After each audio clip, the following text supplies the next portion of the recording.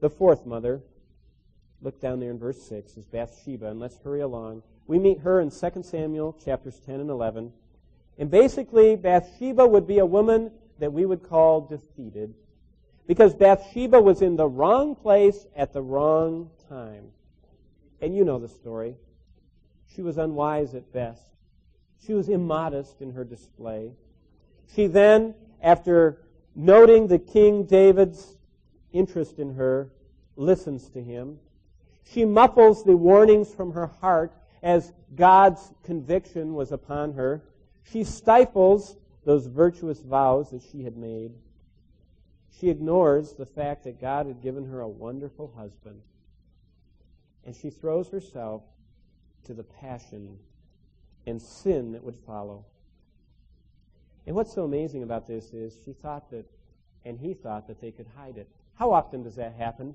People think, oh, I can do this and no one will ever find out. Oh, we will cover our tracks. But the scriptures say, be not deceived, God is not mocked. Whatever you sow, you'll reap, and what you whisper will be shouted from the rooftop. And her sin becomes monumental. In fact, movies today are made about it, David and Bathsheba, for all the sinful romance that the world sees in that. It's public, and it's shameful, and it's sin. What's the result of that defeat she went through? Her husband lies in a pool of blood at the foot of a wall, murdered.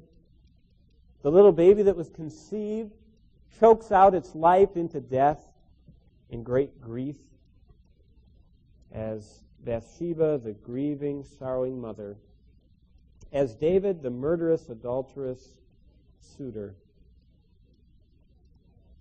are in great sadness.